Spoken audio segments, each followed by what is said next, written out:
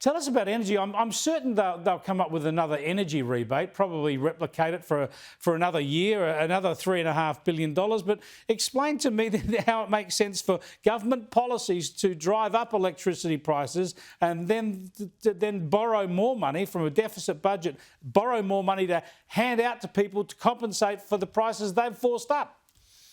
All of that in a country that, as you say very correctly, is one of the world leaders in producing and having natural resources. I mean, it is absolutely insane. And I think the reason this gets over the line and can be sold to people at all is because people in this country really have a low level of economic literacy. They do not understand the way in which markets work and the two-timing that they are being subjected to. And it's very interesting to see the rhetoric because, as you heard, the Labour government is basically describing now the most unreliable forms of energy as reliable. I think they've taken a leaf out of the playbook of the sane energy policy commentators who are saying, look, there's a problem with reliability. And as usual, there's just a reversal. It's this Orwellian reversal whereby terms start to mean nothing like what they used to mean. Reliable doesn't mean the same thing to me as it seems to mean to the energy minister. Well, exactly. It is classically Orwellian. It's war is peace, ignorance is strength. To say that renewables are the cheapest and certainly to say renewables are reliable, it is literally insane. Yeah, that's the stuff that's coming out of their mouths, and many arms of the media just parrot that and think it's okay. I want to get your thoughts away from the politics of this, just the economics of it. What is the damage to Australia of the steel and aluminium tariff? And if that is not severe, what are the fears of broader tariffs, perhaps touching on some of our agricultural exports?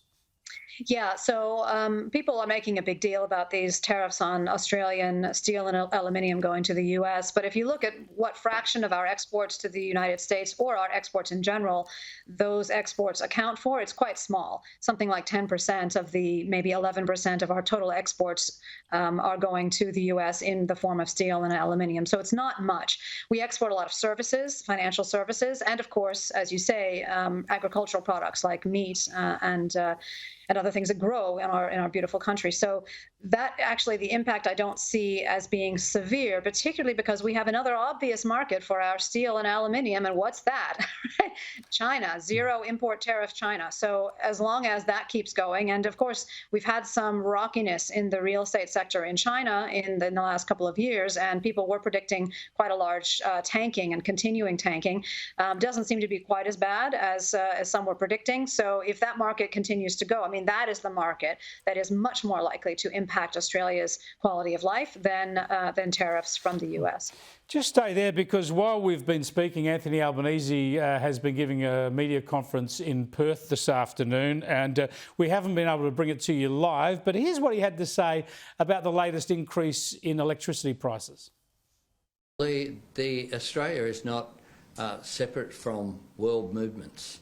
And what we've seen is substantial world movements in energy prices as a direct result of the long tail of COVID and supply chain issues, but also of the Russian invasion of Ukraine. That has seen enormous spikes. Gigi Foster, he's blaming our electricity prices on global factors. Your assessment? Australia has a get-out-of-jail-free card, which is that we're sitting on huge gas reserves. Why aren't we using them? That's it. Yes, pretty straightforward question, and the answer is nobody knows. Thanks for joining us, Gigi. I appreciate it. Gigi Foster, the economics professor at the University of New South Wales.